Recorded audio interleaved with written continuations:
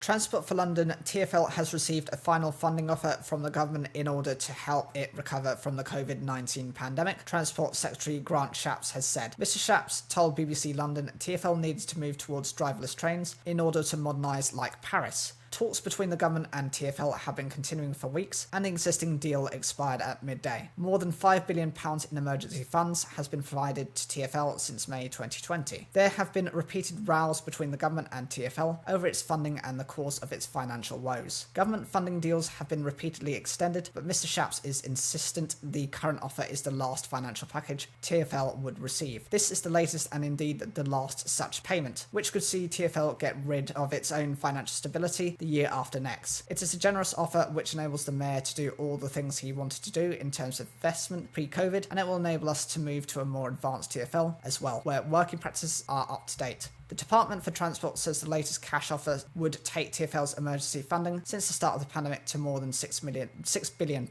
and would support tube upgrades, extensions and other major projects. But Mr Shapps said TfL needed to accept that modernisation is required in order to run things. To give you one example, other European cities, even Paris for example, have moved ahead and now have driverless trains. The London Underground doesn't. We do need to move forward on some of these modernisations and this package urges and requires TfL to do that. The balance we have come to here is the right one. It is the only one offer which is on the table. There will not be a further one, but we will work with TfL on the technical details to assist them. He added, I very much look forward to seeing this being put to bed so that Londoners don't have to keep hearing about stories about TfL needing more money and coming out with the begging bowl. Early on Wednesday, TfL Commissioner Andy Byford said every other major transport system around the world receives central government funding. He said London needed the same if it was to have a transport network that could continue to support homes, jobs, opportunities and economic growth. Mr Byford added, we had previously set out to government that we would need £927 million for the remainder of this year, as well as a long-term capital funding deal to support London's economic recovery. We are in active discussion with the government to ensure that the draft funding proposal that they have made is fair and deliverable and can prevent the managed decline of the capital's transport network.